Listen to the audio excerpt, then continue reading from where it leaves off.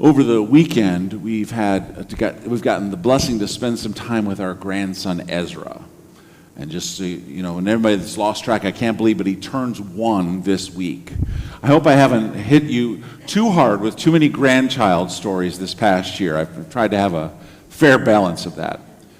But he is at the stage where he's trying to walk really hard. So you walk around with him and you hold his hands with your fingers.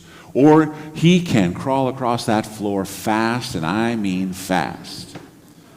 If you try to hang with Ezra, which I try to do when I have him, I get more tired in an hour of crawling and stooping than I do in 3 hours of yard work.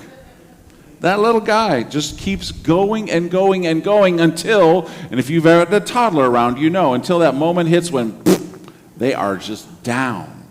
They are out.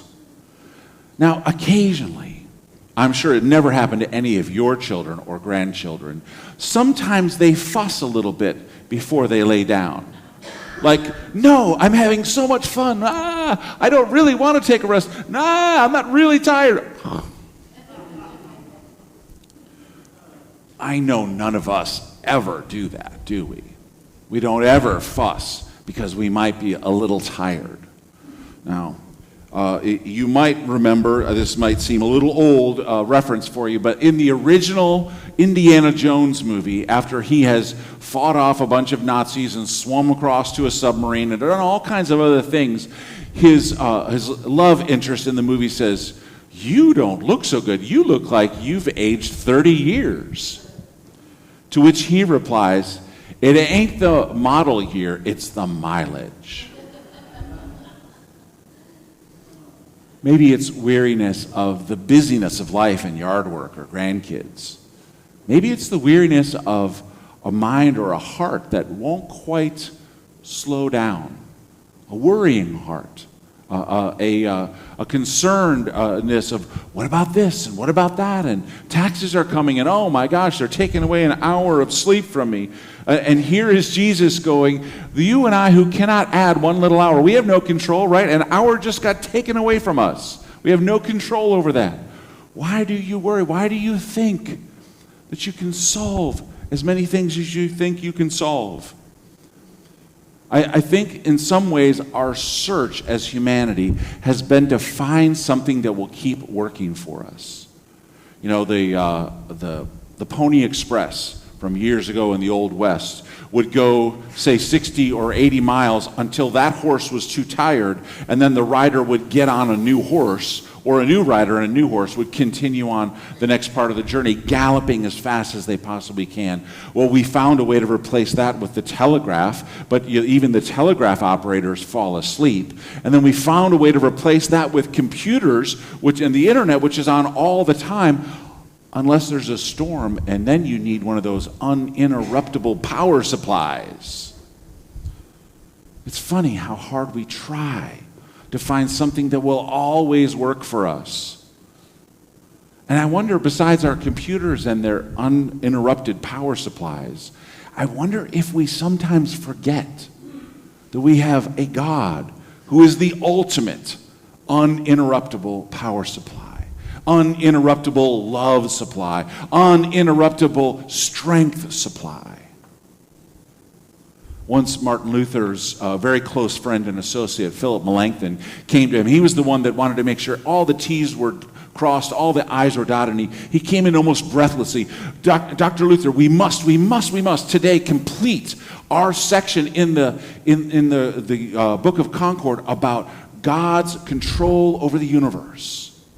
It just had to happen today to hit that deadline. You ever felt that pressure before?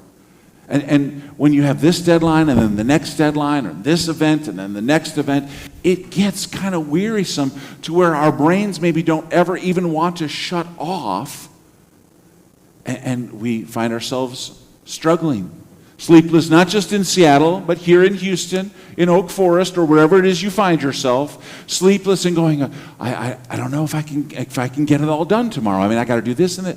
And it's as if we have taken the whole weight of the world upon our shoulders and forgotten there is this uninterruptible power supply, uninterruptible love supply, uninterruptible strength supply.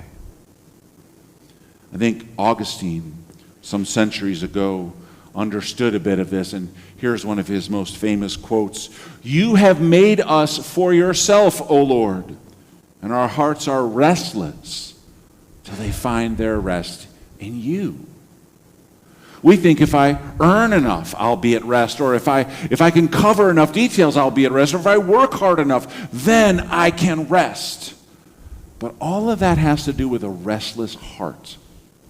If I can get this one to love me enough, then I can be at rest. If I could just earn this, then I can be at rest.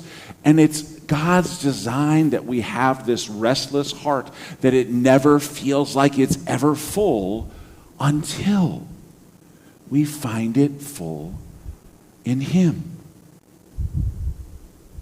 God made this such an important need in our lives that we literally spend, or we are supposed to spend, a third of our lives in a state of rest, because we need that much restoration after a day's busy activities. He cared so much about our rest that He actually had to make a commandment about it. "You shall remember the Sabbath day and keep it holy. On that day you shall not do any work, not you, nor your spouse, nor your servants, nor your animals." Nobody, everyone deserves rest. If you don't have it, then you're acting as if you're really in charge instead of me. You're acting as if somehow, some way, you can accomplish something for yourself with one extra day that I couldn't accomplish for you in 6 days. Who are we really trusting if we never rest? Is it just ourselves? Is it just our own strength? I love the way that the psalm that Fred read for us earlier puts it. He makes me lie down. I wonder, what's the longest you've ever gone without sleep? Maybe if someone served in the military, you couldn't sleep when you were on duty, and this was an intense battle type of situation. I remember once when I was really young and really dumb. When I was really young, I thought I could hook up a computer network. This is back in 1990, when hardly anybody knew how to do any of this, and I thought I could figure it out. I went 3 days without sleep trying to solve this, literally working 24 hours a day to finish this project. At the end of that, I was hearing things that were not being said. I was seeing things that were not really there. I was exhausted. Rest. Rest says, I can't do it all. I don't need to do it all. God will take care. Now, I've heard the saying, and you have too, that God loves us, but He won't brush our teeth for us. I get that. But He is asking us to have enough trust. We'll do a day's worth of work, or we'll do a day's worth of praying, or we'll do 1 day's worth of whatever it is that's going on in our lives that we're restless about. And then we'll put it into His hands. That famous prayer that Jesus prayed that sounds so holy from the cross as He's giving His life for us, when He's saying, "Father, into your hands I commit my spirit." Do you know that's really the prayer that every little Jewish boy and girl would have prayed before they went to sleep every night? It's the equivalent of Jesus being up on the cross going, "Now I lay me down to sleep. I pray the Lord my soul to keep." You may not have ever thought of it that way, but here, even in His stress, even in His strain, He was saying, "I've done all of the work now, Father. It's over. It's finished. So I'm just going to trust myself to rest in your arms." If Jesus can do that from the cross, can we follow Him as He invites us to learn rhythms of, yes, we do the work, but then we take the rest that God offers? I will not, He makes me lie down. He makes me. I will not fear because you are with me. That's a heart at rest. John talked about that in the epistle lesson today. God can set our hearts at rest, and if somehow, some way, our hearts are restless, God is greater than your heart. God is greater than your capacity to worry. God is greater than your capacity to hold on to a whole lot of worry. If I have my little bit of medical science right, our heart beats on average lifetime, about 2 billion times. Little tiny pump squeezes a little less than a pint of blood at 60 times a second, just keeps on going and going and going and going until God says enough. That little pump takes care of all the 11 or so pints that are of blood that are flowing in us. Less than 1 pint has to squeeze all that time to keep it circulating and moving. God's greater than your heart, than your ability to, I can do it, I can make it happen, if I just go faster, if I just try harder, if I just work at it more, if I just pray, if I just lay here and think it all through, the next day will be better. No. God is greater than the capacity of our heart or our strength. So let us have the attitude of Jesus. Father, into your hands I commit the thing I'm worried about. Into your hands I commit the thing I couldn't finish with today's strength. Into your hands I commit the relationship that is in need of grace on everyone's side. Into your hands I commit anything and everything that I'm worried about. When Melanchthon came into Martin Luther's office, all breathless, we've got to solve it today. We have to finish it and hit the deadline and finish our passage in the Book of Concord about how God governs the world. Martin Luther put a hand on his shoulder and he said, no, this day you and I have to go fishing and leave the governance of the universe to God. That's a heart at rest.